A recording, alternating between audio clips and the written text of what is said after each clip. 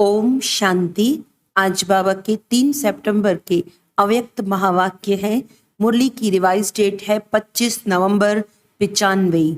मुरली का हेडिंग है परमत, पर चिंतन और पर दर्शन से मुक्त बनो और पर उपकार करो। आज बाप दादा अपने चारों ओर जो बाप के बच्चे हैं, विशेष हैं, उन सर्व विशेष आत्माओं को देख रहे हैं, चाहे भारत के व विदेश के किसी भी कोने में हैं, लेकिन बाप दादा सर्व विशेष आत्माओं को समीप देख रहे हैं। बाप दादा को अपने विशेष बच्चों को देख हर्ष होता है, जैसे आप बच्चों को बाप को देखकर खुशी होती है ना।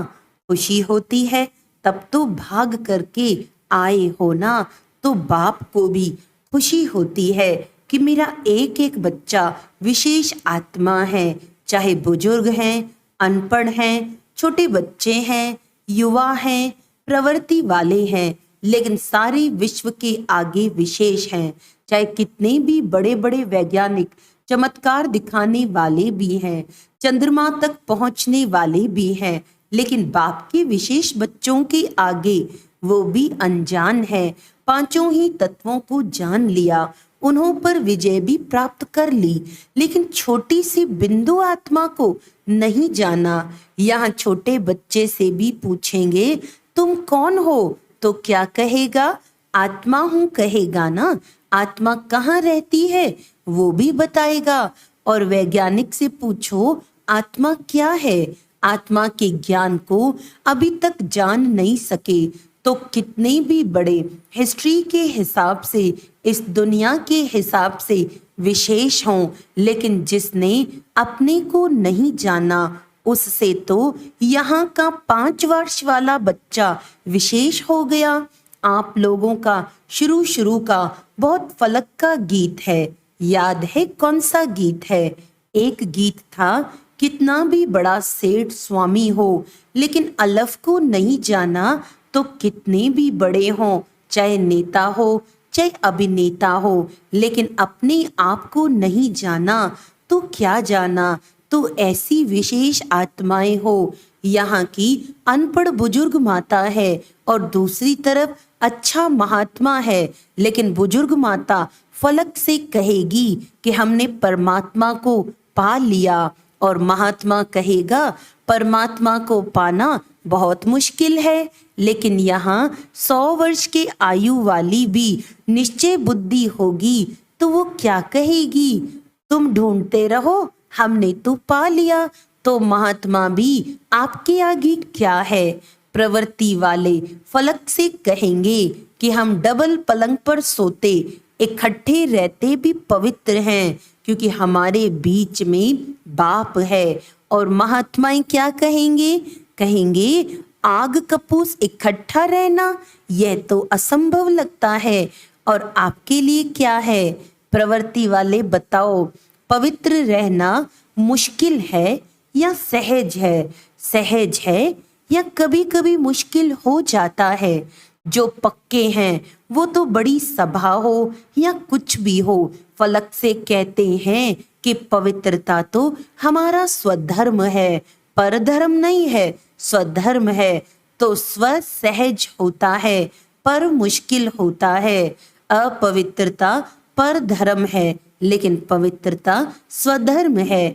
तो ऐसे अपनी विशेषता को जानते हो ना, क्योंकि नए नए भी बहुत आए हैं ना, लेकिन कितने भी नए हैं, पवित्रता का पाठ तो पक्का है ना। कई बच्चे ऐसा भी करते हैं, जब तक बाप से मिलने का 1 साल पूरा नहीं होता, सबको पता है कि ये नियम पक्का है, तो मधुबन में आने तक तो ठीक रहते हैं, लेकिन देख लिया पहुंच गए तो कई वापस जाकर अलबेले भी हो जाते हैं। लेकिन सोचो कि पवित्रता की प्रतिज्ञा किससे की? बाप से की ना। बाप का फरमान है ना, तो बाप से प्रतिज्ञा कर। फिर अगर अलबेले होते हैं तो नुकसान किसको होगा? ब्राह्मण परिवार में तो 1 जाते 10 आते हैं, लेकिन नुकसान कमजोर होने का उन आत्माओं को होता है। इसलिए जो भी नए नए पहली बार आए हैं वो बाप के घर में तो पहुंच गए, ये तो भाग्य की बात है ही। लेकिन तकदीर की लकीर को कभी भी कम नहीं करना, तकदीर को बड़ा करना। देखो, कोई भी बच्चा लौकिक में भी पैदा होता है तो सभी क्या कहते हैं, सदा जिंदा रहे, बड़ी आयु रहे। तो बाप दादा भी विशेष आत्माओं की अविनाशी विशेषता देखना चाहते हैं। थोड़े टाइम की नहीं, 1 साल चले 2 साल चले, ये नहीं, अविनाशी रहने वाले को ही अविनाशी प्रारब्ध प्राप्त होती है। तो माताएं भी पक्की हैं, क्योंकि चाहे आप 1 साल के हो या 2 साल के हो, 4 के हो, लेकिन समाप्ति तो एक ही समय होनी है ना। विनाश तो इकट्ठा ही होगा ना। कि आप कहेंगे हम तो 2 साल के हैं, हमारी सिल्वर जुबली हो जाए, पीछे पीछे विनाश होवे, ये तो नहीं होगा ना। इसीलिए पीछे आने वालों को और आगे जाना है। थोड़े समय में बहुत कमाई कर सकते हो, फिर भी आप लोगों को पुरुषार्थ का समय मिला है। आगे चल कर के तो इतना समय भी नहीं मिलेगा। सुनाया था ना कि अभी लेट का बोर्ड तो लग गया है, लेकिन टू लेट का नहीं लगा है।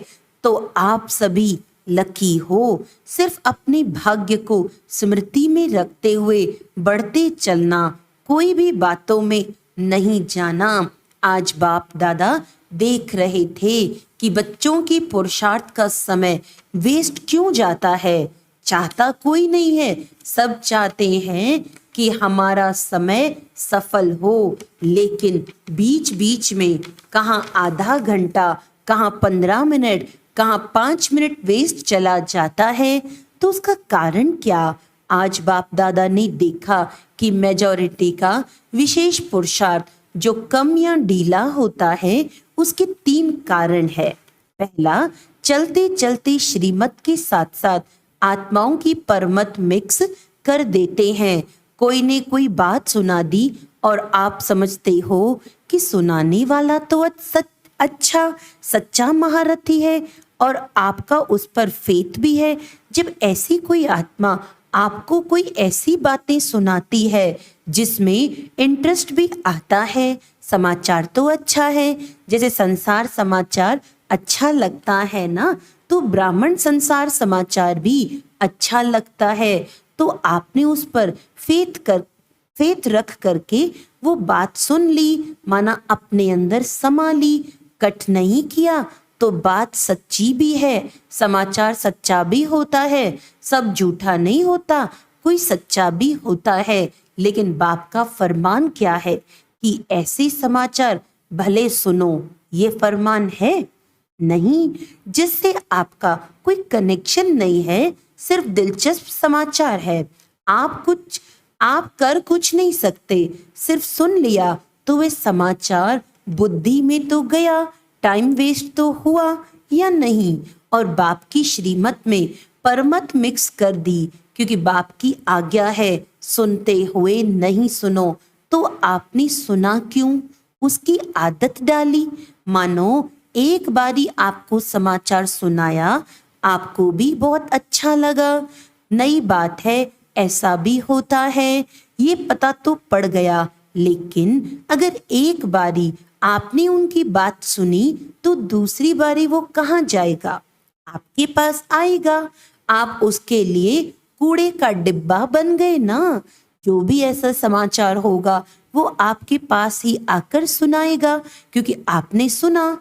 इसीलिए या तो उसको समझाओ, ऐसी बातों से उसको भी मुक्त करो। सुन करके इंटरेस्ट नहीं बढ़ाओ, लेकिन अगर सुनते हो तो आप में इतनी ताकत हो जो उसको भी सदा के लिए फुल स्टॉप लगा दो। अपने अंदर भी फुल स्टॉप लगाओ।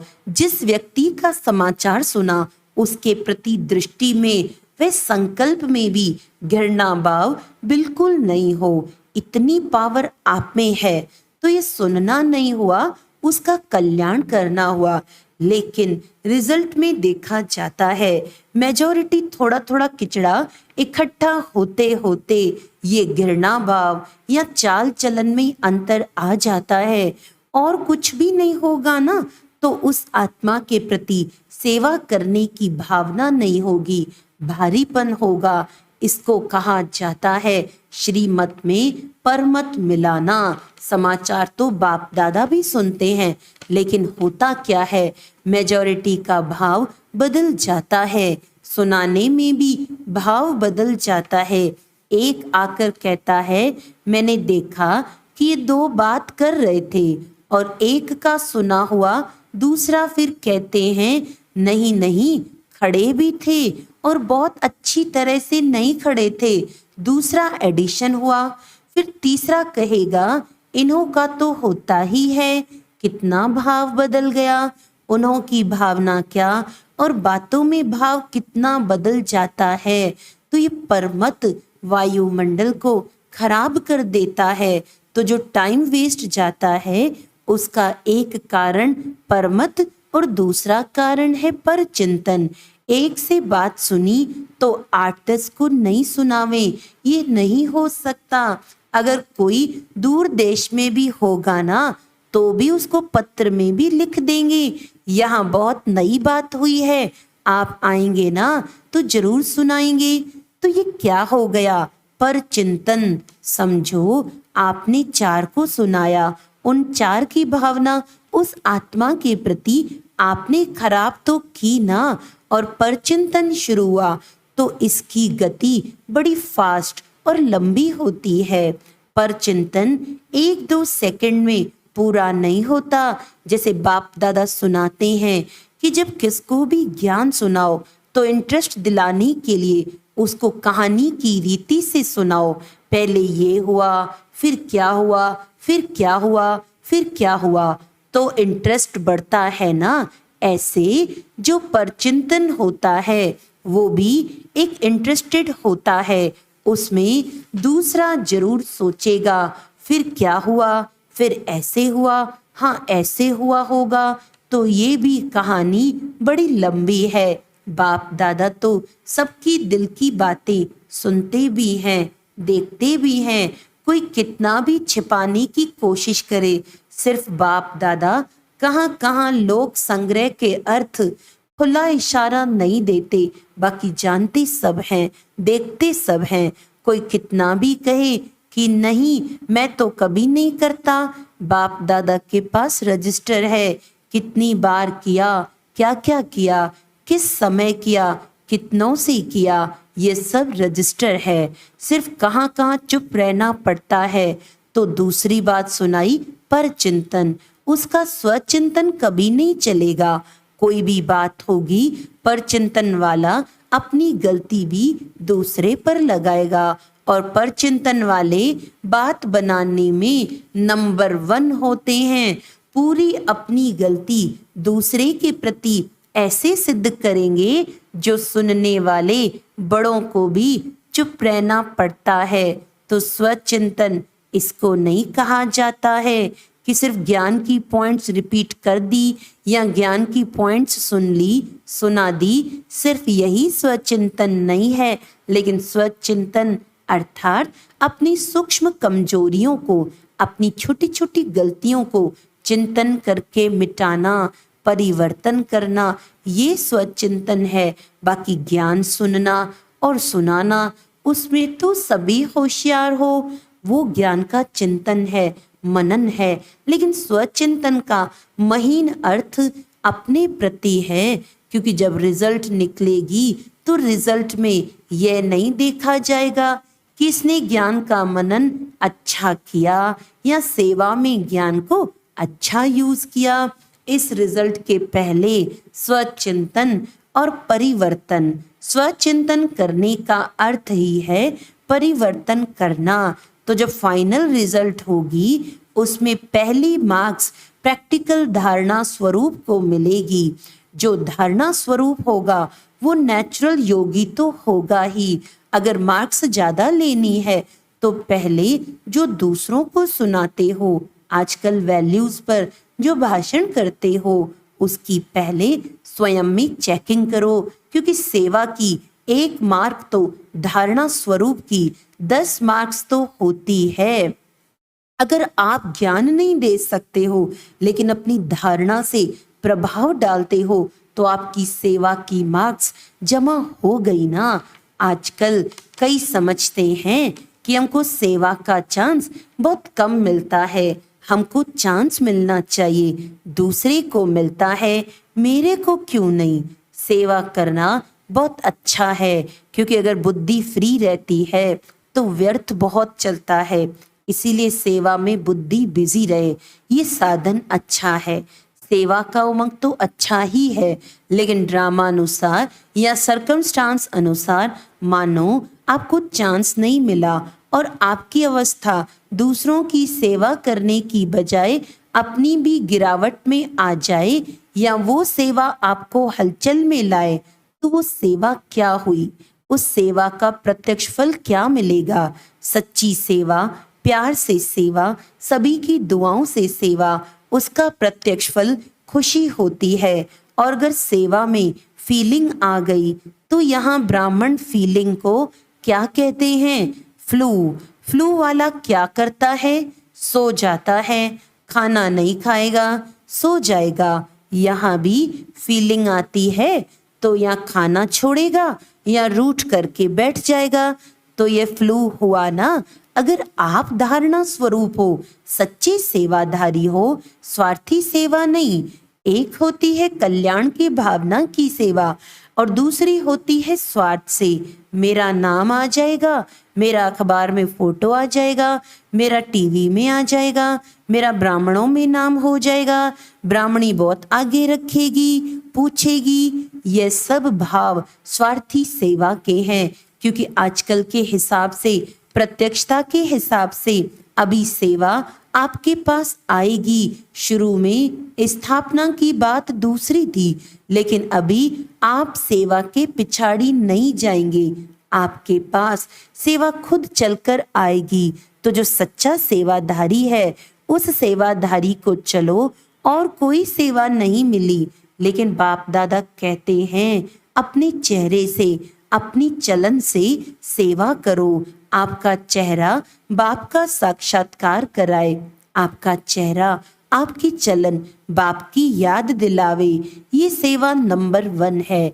ऐसे सेवाधारी जिनमें स्वार्थ भाव नहीं हो, ऐसे नहीं मुझे ही चांस मिले, मेरे को ही मिलना चाहिए, क्यों नहीं मिलता, मिलना चाहिए, ऐसे संकल्प को भी स्वार्थ कहा जाता है। चाहे ब्राह्मण परिवार में आपका नाम नामी ग्रामी नहीं है, सेवाधारी अच्छे हो, फिर भी आपका नाम नहीं है, लेकिन बाप के पास तो नाम है ना। जब बाप के दिल पर नाम है तो और क्या चाहिए। और सिर्फ बाप के दिल पर नहीं, लेकिन जब फाइनल में नंबर मिलेंगे तो आपका नंबर आगे होगा, क्योंकि बाप दादा हिसाब रखते हैं। आपको चांस नहीं मिला, आप राइट हो, लेकिन चांस नहीं मिला तो वो भी नोट होता है। और मांग कर चांस लिया, वो किया तो सही, लेकिन वो भी मार्क्स कट होते हैं। ये धर्मराज का खाता कोई कम नहीं है, बहुत सूक्ष्म हिसाब किताब है। इसीलिए निस्वार्थ सेवाधारी बनो, अपना स्वार्थ नहीं हो, कल्याण का स्वार्थ हो।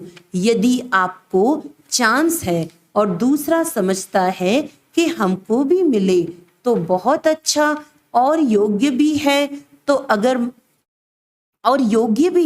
तो अगर मानो आप अपना चांस उसको देते हो तो भी आपका शेयर उसमें जमा हो जाता है। चाहे आपने नहीं किया, लेकिन किसी को चांस दिया तो उसमें भी आपका शेयर जमा होता है, क्योंकि सच्चा डायमंड बनना है ना।